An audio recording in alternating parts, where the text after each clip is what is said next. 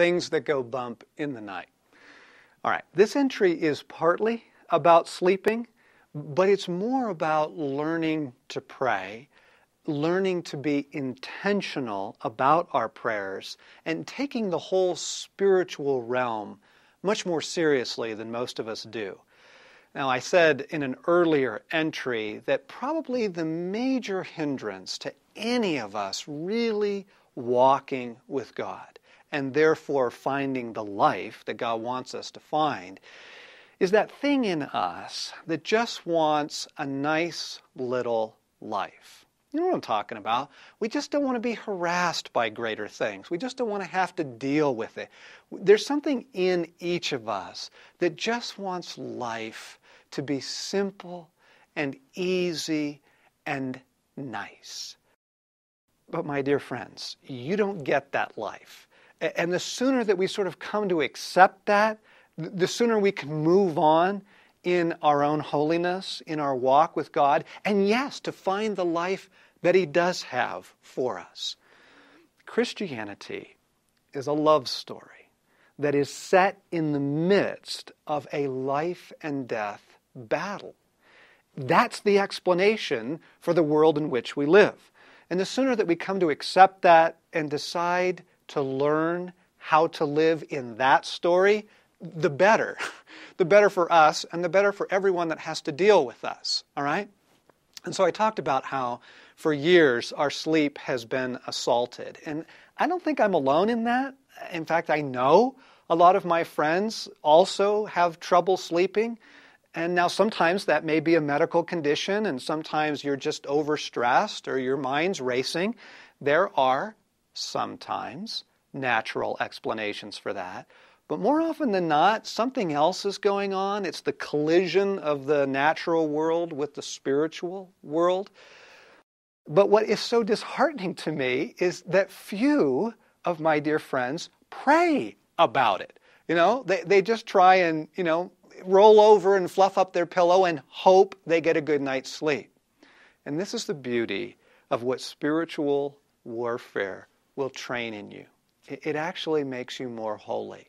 Because when it's late and you're exhausted and you don't want to pray, when you wake up in the middle of the night and you're groggy and the last thing you want to do is start praying, then to begin praying does something really good for your soul.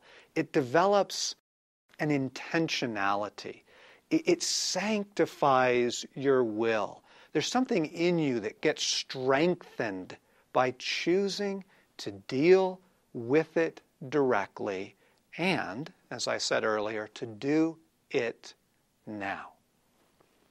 Now, the bedtime prayer that I included in this is an example of how to pray with intentionality, how to pray specifically and with focus. Remember, in an earlier entry I said if you want to see results like Elijah saw, then you've got to pray like Elijah did, which means more than just sort of a quick swipe at it, more than just a quick, Jesus be with us, Jesus comfort me, Jesus help me. Now, I think praying Jesus comfort me and help me is a good thing. But what the bedtime prayer illustrates is an intentionality and a focus that says, all right, I'm under attack, I've had it, I am going to deal with this directly. I bring the work of Jesus Christ against this and against this and against that. You see what I'm saying? It develops a sanctified will, it develops a courage, and it develops a willingness to stay with it until you do see results.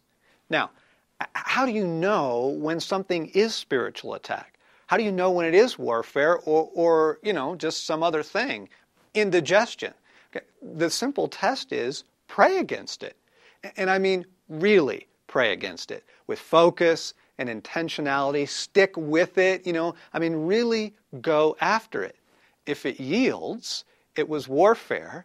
If it doesn't, take an Advil. You need some other explanation then.